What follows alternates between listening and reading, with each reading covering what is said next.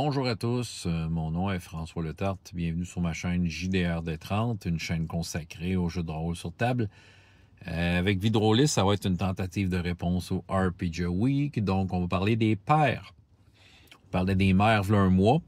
Je me souviens même plus de la question de ce que j'ai répondu. Mais là, on va parler des pairs à cause de la fête des pairs. Donc, si le père d'un de mes personnages arriverait dans l'histoire et voudrait absolument me suivre dans mes aventures, comment ça se passerait?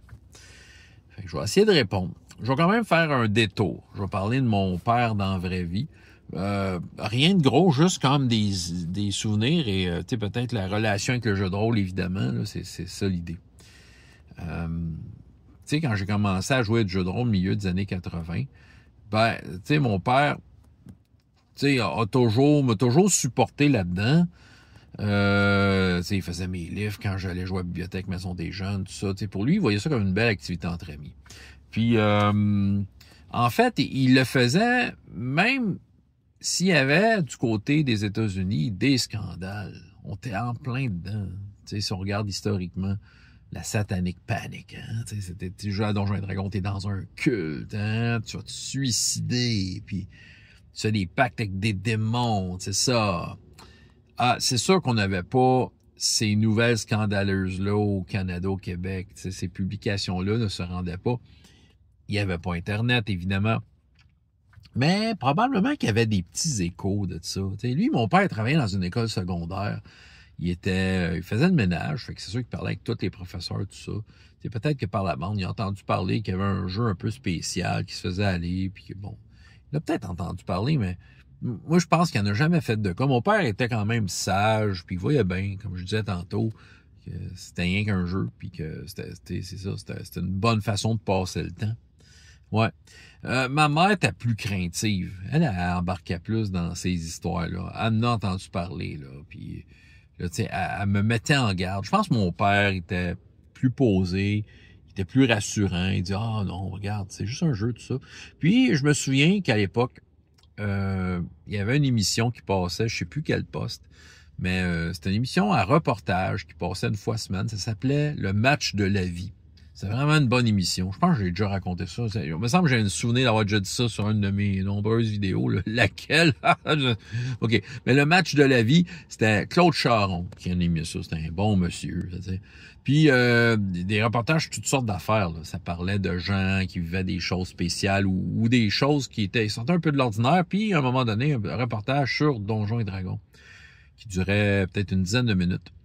Puis mon père a pris soin de l'enregistrer parce qu'il savait que ça allait passer, ça avait été annoncé à la télé. Puis on a pris soin de l'écouter en famille. Et, ça rencontrait des jeunes qui jouaient à ça, puis ça expliquait ce que ça avait expliqué. C'est un jeu qui se passe dans l'imaginaire, tout ça. Puis oui, il y a mention à un moment donné qu'aux États-Unis, il y avait des craintes par rapport à ce jeu-là, qu'est-ce que c'était, puis qu'il y a du monde qui pensait que ce jeu-là faisait vivre des expériences qui n'étaient pas propres à ses participants. Puis il démentissait ça. C'est ça qui arrive. Je pense que l'autre Charon était capable de dire regarde, c'est juste un jeu dans l'imaginaire, puis on s'entend, c'est une personnalité qui était convaincante et posée. Fait que ma mère était rassurée. Fait que c'est ça. Fait que mon père a pris le temps d'aller voir ça, puis c'est ça qui arrive. Il était pas créatif, il posait des questions. À un moment donné, c'est arrivé une fois qu'il est venu jouer. Moi, c'est dans mes premiers temps. Probablement en dedans du deuxième mois là, de ma vie que je savais que ça existait, le jeu de rôle, quand j'avais ma petite boîte rouge de Donjons et Dragons. Puis là, j'étais bien excité de ça. Fait que mon frère avait son personnage, puis mon père, je vais venir essayer ça. Fait que là, j'y avais roulé un personnage. J'ai aucun souvenir de ce que j'y ai fait à mon père. Mais il y avait un personnage devant lui, puis il a peut-être joué un 45 minutes avec nous autres.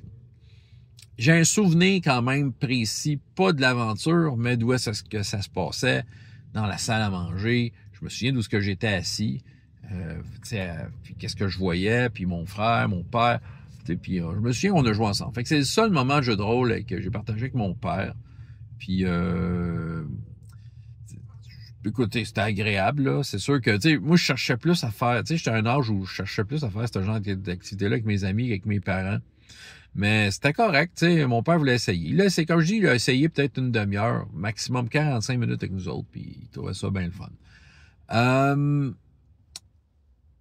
Moi, c'est des souvenirs qui me reviennent en fait ces temps-ci parce que mes parents, ils vendent leur maison. Là, au moment de faire cette vidéo-là, là, ils déménagent dans moins de 2 semaines. C'est la maison, ils ont fait bâtir ça. Je l'ai déjà présenté dans une de mes vidéos parce que ça a été dans un pèlerinage rôliste où est-ce que j'ai montré où est-ce que se sont déroulés mes premières parties en tant que meneur de jeu. Puis c'est ça, ils vendent la maison, ils s'en vont dans une résidence. Fait que c'est sûr que là, ces temps-ci, il y a toutes sortes de nostalgie, il y a beaucoup de souvenirs qui reviennent. Tu sais, c'est de la maison où j'ai été élevé la majeure partie de mon enfance et jusqu'à temps que je parte de là. Puis à l'âge plus adulte, puis mon frère aussi, c'est la seule maison qu'il a connue. Mes parents ont fait bâtir cette maison-là. Ont été les seuls propriétaires. Puis ça a été acheté en fait par une jeune famille avec des enfants à peine plus vieux que l'âge qu'on avait quand on est allé là. Fait que je leur souhaite du bonheur pendant 50 ans. C'est ça, c'est ça que ça prend. Là. C'est une maison qui a été remplie de bonheur et de jeux de rôle. Et pour venir à mon père, ben oui. Puis mon père nous encourageait là-dedans. D'une certaine façon, il voyait que c'était une activité qui était saine. Bon, maintenant, après s'être exposé sur mon père, le père d'un de mes personnages, où je pense. Bon, il y allait avec le personnage qui est officiellement le plus complet, hein, que je vous ai présenté dernièrement dans quelques vidéos, mais le révérend Colby Scott à Uncharted Worlds, oh oui. Lui, c'est un spécial, si vous le connaissez pas, si vous n'avez pas vu les vidéos que je l'expliquais, c'est un prêtre dans l'espace, il vénère un corps céleste appelé le changeur doré, qui propose de changements positifs pour tous. Puis, dans le fond, mon personnage, pour le célébrer, pour entrer dans la religion, il a décidé de faire changer sa peau. C'est un humain à la base. Sa peau qui est rendue une peau jaune qui résiste au feu. Là. Puis c'est ça. Puis il est plus fort. Puis il s'est fait modifier génétiquement. Puis c'est un fervent prêtre. Bref, il est pas mal freak, là, tu sais. Puis